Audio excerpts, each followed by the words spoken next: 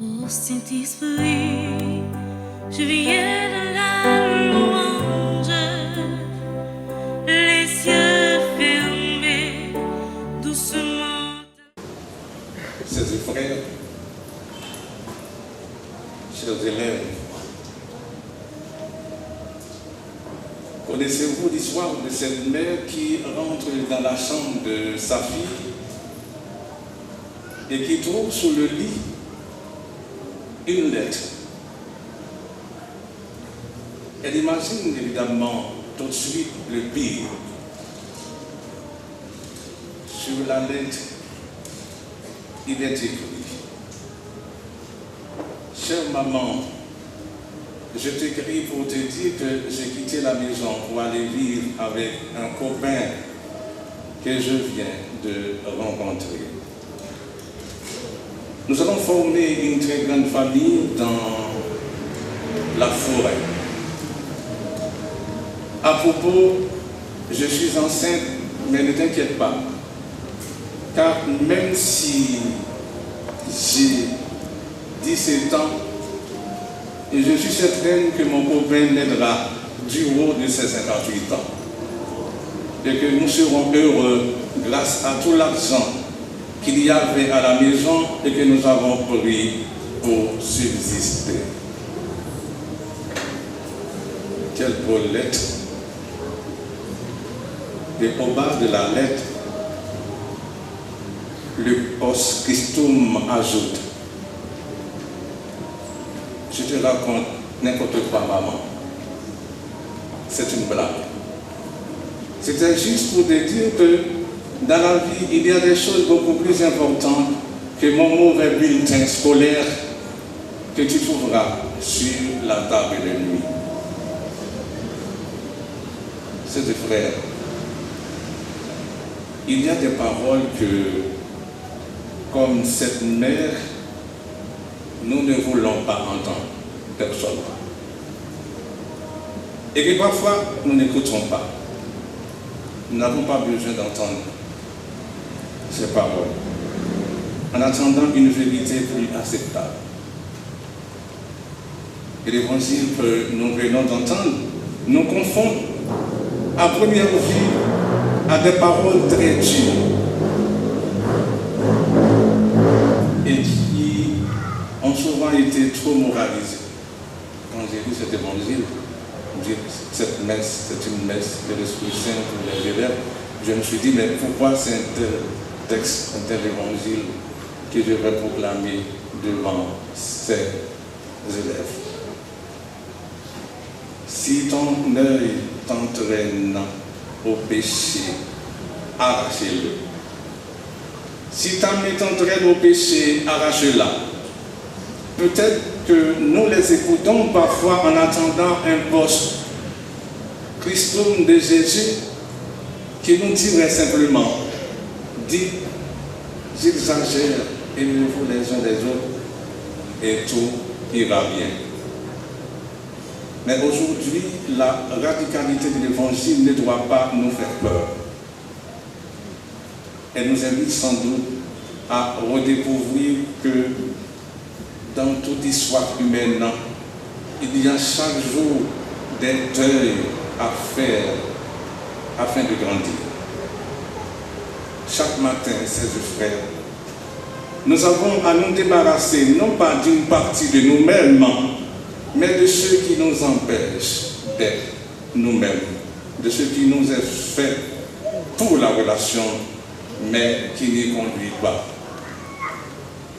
Et Jésus nous pose cette question existentielle et si difficile à chacun de nous. Quels sont les deuils que tu n'as pas encore faits? C'est la question qu'il nous pose ce matin. Quels sont les deuils que tu n'as pas encore faits? Est-ce le deuil de ces yeux dont le regard ne conduit pas à la relation? Parce que nous, le regard devrait nous conduire à la relation. Mais le plus souvent, au lieu que ce regard conduit à la relation, mais à la suspicion. Est-ce le deuil de ces lieux où nous voulons aller, de ces portes que nous voulons ouvrir, mais qui ne nous font pas avancer?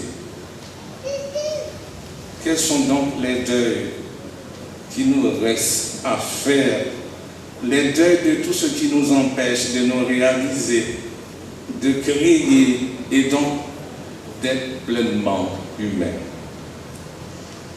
Oui, de créer, je dis bien de créer. Car toute création est paradoxalement inséparable d'une séparation. Toute création est paradoxalement inséparable d'une séparation. Le mot créer dans le judaïsme, en tout cas, connote à la fois l'idée de faire et en même temps celle de séparer. Dans le langage juif. Et dans le livre de la Genèse, Dieu crée en séparant, non pas en éliminant. Créer et séparer ne sont pas deux moments distincts, mais vont toujours de pair. Créer l'humain, le construire, c'est donc instaurer une réalité qui n'est pas finie, qui n'est pas complète, qui n'est pas achevée, bouclée. Créer l'humain, c'est faire place au manque, à certaines séparations. Précisément pour que nous fassions grandir notre liberté, notre inventivité, notre spontanéité et tout ce qui est censé nous rendre plus humains. Le message de l'évangile d'aujourd'hui pourrait donc sembler, à première analyse, simplement moral, mais il est plus profond que cela. Car il nous invite avant tout à devenir des créateurs d'humanité. Les créateurs d'humanité sont ces hommes et ces femmes qui ont apprivoisé le manque en se séparant de ce qui est en eux, dans leur projet où leur désir les empêche de devenir eux-mêmes. Mais des hommes et des femmes qui, au même moment, bâtissent des relations fécondes dans l'espace ainsi laissé. Oui, ces deux frères, grandir en humanité implique de faire certains deuils féconds, de prononcer des noms que nous devons parfois avoir l'audace d'affirmer pour nous-mêmes afin que nos oui gagnent de l'épaisseur. Dès lors, les paroles de Jésus ne sont pas aujourd'hui des paroles de condamnation, ce sont des paroles de salut, ce sont des paroles de libération. Ce sont des paroles qui nous invitent à jeter à la mer une roue qui n'aurait d'autre finalité qu'elle-même, à jeter à la mer l'humanité qui n'aurait d'autre destin qu'elle-même. Ces paroles nous invitent à découvrir que par certains deuils ou manques, nous découvrirons que nous sommes avant tout des hommes et des femmes d'éternité, ayant une autre finalité que nous-mêmes, une destinée infinie, inscrite dans la simplicité de Dieu. Ce sera toujours mutiler l'homme que de lui enlever les sang de l'infini. Mais ce sera en séparant d'un destin fini et tourné vers lui que l'homme créa sa destinée infinie, inscrite en Dieu. Si certaines phrases, ces frères de l'Évangile nous semblent si difficiles à entendre, c'est peut-être parce que nous ne voulons pas y voir une profonde vérité humaine. En effet, qui d'entre nous n'a pas des projets, des idéaux, des histoires, des personnes toxiques qui lui encombrent l'esprit et dont il doit se défaire pour aller à l'essentiel? L'évangile que nous venons d'entendre nous pose donc cette question existentielle. De quoi dois-tu te désencombrer et qui te tire vers le bas? Et quels sont les deuils que tu n'as pas encore faits? En d'autres termes, que faut-il tailler dans ta vie pour qu'elle y gagne en fécondité? Que dois-tu arracher dans ta vie? Non pas au renoncement ou par force morale, mais par désir de vie. Finalement, quelle image de toi vas-tu abandonner? Évidemment, au cours de notre existence, il peut nous arriver de trébucher, le désespoir, la colère, la culpabilité ou la jalousie peuvent nous envahir, alourdir notre cœur et rendre difficile notre marche. Mais c'est peut-être justement dans ces moments-là, lorsque nous nous sentons alourdis, qu'il nous faut séparer de ce qui nous empêche d'avancer. Parce que la taille prépare les fruits. Si ta main, c'est-à-dire ta manière de faire et d'agir, si ton pied, tous ces lieux qui t'attirent, si ton œil, tes envies, tes projets risquent de t'entraîner loin de la vie, à la périphérie de ton être, alors ne joue pas avec le feu. Ne te fie pas à ta force. Coupe-le. Alors de quoi devons-nous séparer ces frères? C'est la question importante que nous devons poser. Nous seuls pouvons répondre à cette question. Je pense que chacune et chacun. Nous venons de dire plus haut, peut-être est-ce cet œil dont le regard ne conduit pas à la relation mais à la suspicion. Peut-être est-ce de ce pied, de ces portes que nous voulons ouvrir mais qui ne nous font pas avancer. Peut-être même est-ce de ces idées, de ces projets qui nous tirent vers le bas, alors que nous croyons qu'ils nous poussent en avant. Pourquoi cultiver en nous ce qui nous amène à verser dans la suspicion plutôt que dans la confiance? Pourquoi? Je pense que c'est une qualité que nous devons développer tous les jours. Pourquoi cultiver en nous ce qui nous amène à verser dans la suspicion plutôt que dans la confiance, à tomber dans la peur plutôt que dans l'espérance, dans le devoir plutôt dans la gratuité? En fait, nous nous mentons bien souvent à nous-mêmes. Nous faisons tout comme si notre croissance pouvait être infinie. Et dans notre culture qui a si peur de la mort, et nous sommes plutôt habitués à garder, conserver, amasser, collectionner, qu'à mettre de côté et faire des deuils. Bien plus, et c'est souvent l'inutile qui est mis de côté. Mais l'évangile que nous venons d'entendre ne nous invite pas à retirer l'inutile et l'improductif. Il le met même au centre. L'évangile ne dit pas, si ta main ne sert à rien, coupe-la, mais si ta main est une occasion de chute. Et la question est donc toute simple. Quelles sont ces pierres d'achoppement qui nous font trébucher sur le chemin du royaume? Qu'est-ce qui est pour toi une occasion de chute? Et vous l'aurez remarqué, après avoir parlé de la chute des autres, le texte insiste à 6 reprises sur notre propre chute. Qu'est-ce qui est pour nous une occasion de chute? Pour nous.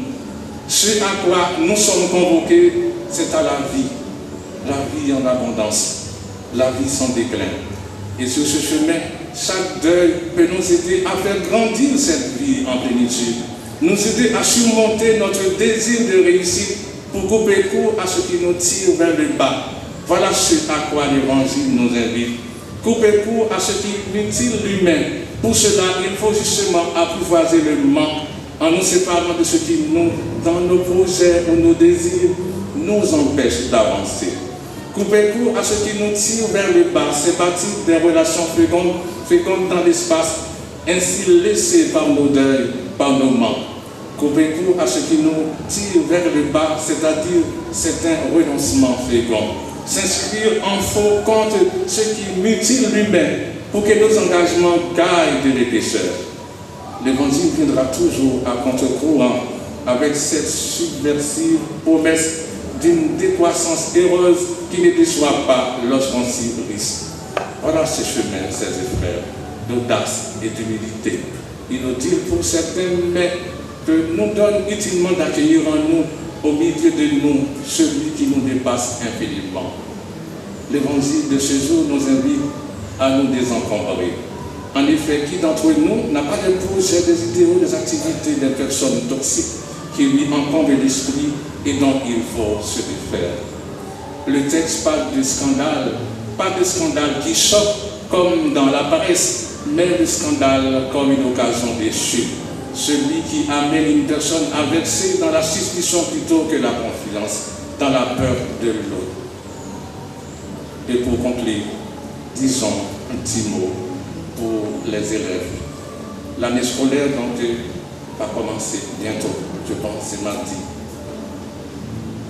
Vous allez vous mettre au travail, chers élèves. Mettez-vous au travail. On n'a jamais fini d'apprendre. Toute notre vie, nous avons besoin d'apprendre. Nous avons besoin de développer notre intelligence. On a besoin d'apprendre tout le temps. Et nous devons donc nous laisser enseigner. Nous devons nous laisser grandir. Nous avons besoin maintenant, nous avons besoin des maîtres pour nous aider. Et nous devons donc nous laisser instruire, enseigner. Celui qui ne veut pas apprendre ne réussira pas sa vie. Son intelligence ne sera pas développée. Non seulement nous avons besoin de développer notre intelligence, mais nous avons besoin d'apprendre à remplir notre cœur, apprendre à aimer, à se comporter mieux avec les autres, en classe, à la récréation, à la maison, de ne jamais faire du mal à personne, à l'autre.